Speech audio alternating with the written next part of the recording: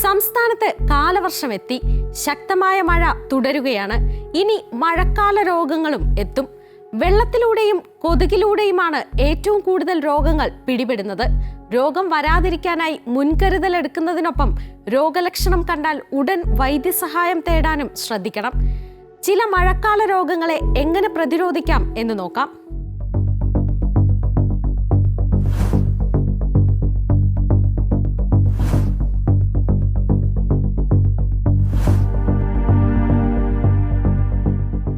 പനി, ജലദോഷം, ശരീരത്തിൽ ചുവന്ന പാടുകൾ എന്നിവയാണ് വൈറൽ പനിയുടെ രോഗലക്ഷണങ്ങൾ.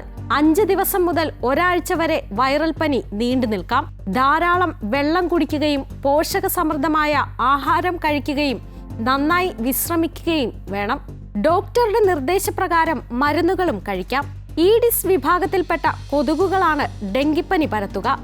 പനി, തലവേദന, സന്ധിവേദന, ചർമ്മത്തിലെ ചുവന്ന പാടുകൾ, ശ്വാസഗതി വേഗത്തിലാകുക, ശ്വാസം മുട്ടൽ, പിച്ചും പേയും പറയുക, തലചുറ്റൽ, മൂത്രത്തിന്റെ അളവ് കുറയുക, രക്തസ്രാവം, രക്തസമ്മർദ്ദം എന്നിവയാണ് ഈ രോഗത്തിന്റെ ലക്ഷണങ്ങൾ.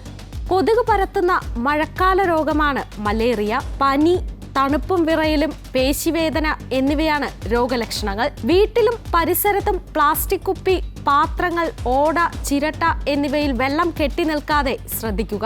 കിടക്കുമ്പോൾ കൊതുകുവല ഉപയോഗിക്കാൻ പ്രത്യേകം ശ്രദ്ധിക്കണം. കുട്ടികളെ കൈനീളമുള്ള വസ്ത്രങ്ങൾ ധരിപ്പിക്കാനും ശ്രദ്ധ വേണം. ക്യൂലെക്സ് കൊതുകുകൾ പരത്തുന്ന രോഗമാണ് ജപ്പാൻ ജ്വരം.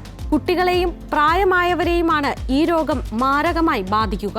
പനിയോടൊപ്പം ശക്തമായ തലവേദന, ഓർമ്മക്കുറവ്, അസാധാരണമായ പെരുമാറ്റം, കൈകാൽ തളർച്ച എന്നിവയാണ് ജപ്പാൻ ജ്വരത്തിന്റെ ലക്ഷണങ്ങൾ. രോഗലക്ഷണങ്ങൾ കണ്ടു തുടങ്ങിയാൽ ഉടൻ വൈദ്യസഹായം തേടാൻ ശ്രദ്ധിക്കണം. മലിനമായ ഭക്ഷണത്തിലൂടെയും വെള്ളത്തിലൂടെയുമാണ് മഞ്ഞപ്പിത്തം പടരുന്നത്. ഭക്ഷണ ശുചിത്വം കർശനമായി പാലിക്കണം.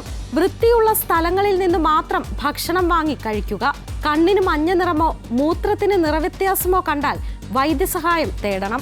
പഴങ്ങൾ, പച്ചക്കറികൾ എന്നിവ ഭക്ഷണത്തിൽ ധാരാളമായി ഉൾപ്പെടുത്തണം. പനി, ശരീരവേദന, കണ്ണിന് ചുവപ്പ് നിറം എന്നിവയാണ് എലിപ്പനിയുടെ പ്രാഥമിക ലക്ഷണങ്ങൾ.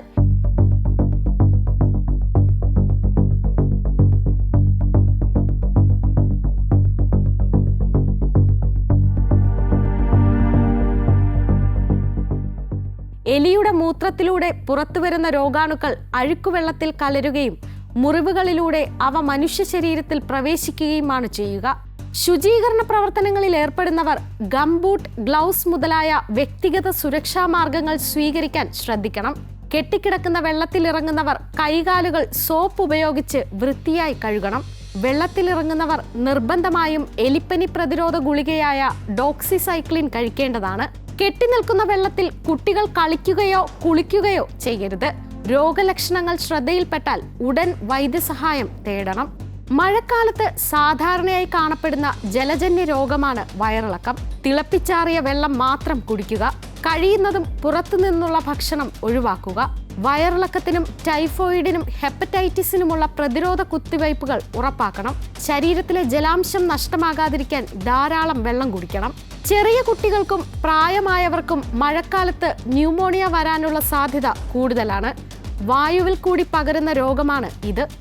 രോഗം മൂർച്ഛിച്ചാൽ പനിയോടൊപ്പം ശ്വാസം മുട്ടൽ, ചുമ, നെഞ്ചുവേദന തുടങ്ങിയ ലക്ഷണങ്ങളും അനുഭവപ്പെടും. രോഗിയുടെയും രോഗാണുവാഹകരുടെയും വിസർജ്യങ്ങൾ കലർന്ന വെള്ളത്തിലൂടെയും ഭക്ഷണ സാധനങ്ങളിലൂടെയുമാണ് ടൈഫോയിഡ് പടരുക. ഈച്ചകളാണ് പ്രധാന രോഗവാഹകർ. ഇടവിട്ട പനി, വിശപ്പില്ലായ്മ എന്നിവയാണ് രോഗലക്ഷണങ്ങൾ.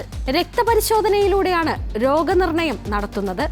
മഴക്കാലമായാൽ പിന്നെ വഴുതി വീഴുന്നതും എല്ലുകൾക്ക് പൊട്ടലുണ്ടാകുന്നതും സാധാരണമാണ്. കുട്ടികളും പ്രായമായവരും പ്രത്യേകിച്ച് വളരെയേറെ സൂക്ഷിക്കേണ്ട കാലം കൂടിയാണ് മഴക്കാലം. മിനുസമുള്ള കുളിമുറി, സ്റ്റെയർ കേസ്, ടെറസ് എന്നിവിടങ്ങളിലും റോഡുകളിലും അപകടമുണ്ടാകാൻ സാധ്യതയുണ്ട്. ഗ്രിപ്പുള്ള ചെരുപ്പ് ഉപയോഗിക്കാൻ ശ്രദ്ധിക്കണം. വീട്ടിൽ വഴുക്കലുള്ളിടത്ത് ബ്ലീച്ചിങ് പൊടി ഉപയോഗിച്ച് കഴുകണം. ഓർക്കുക, രോഗം വന്നിട്ട് ചികിത്സിക്കുന്നതിനേക്കാൾ അവ പ്രതിരോധിക്കുന്നതാണ് നല്ലത്.